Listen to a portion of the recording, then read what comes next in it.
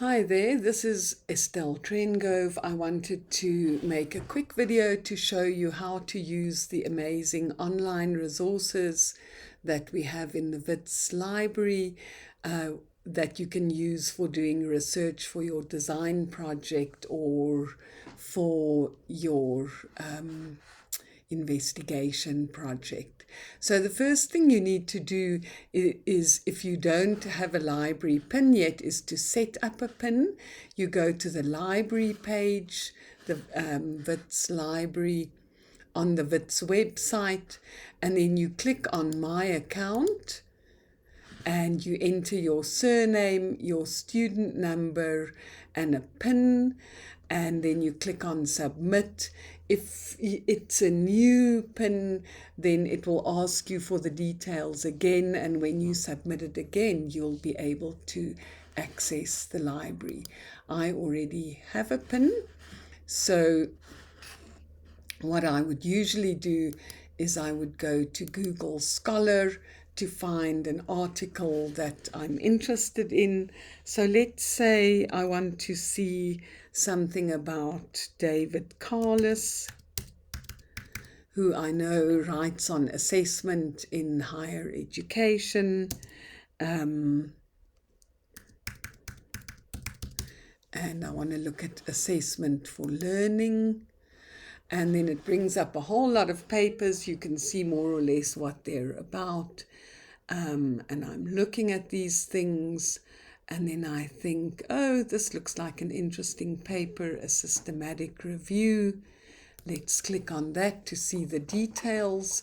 And I see it's in educational research review. So I go back to the library and I click on e-journals, e-books, and more. And in there, I search for educational research review. Oh dear.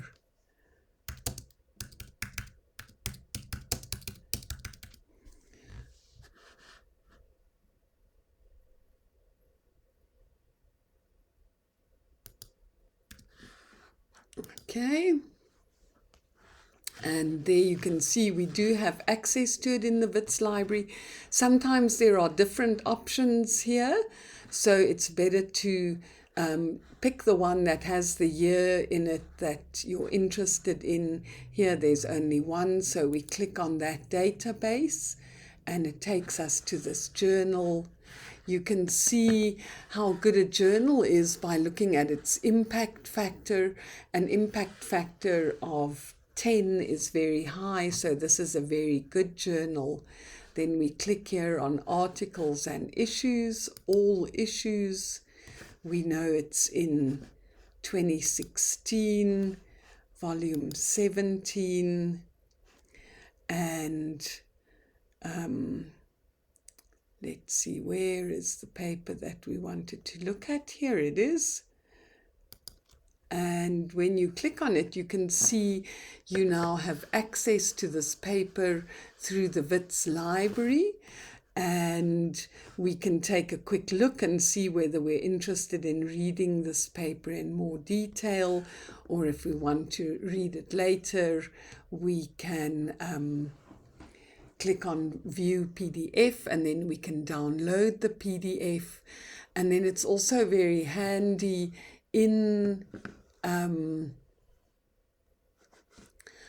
Google Scholar. So let's see, where was that Google Scholar page?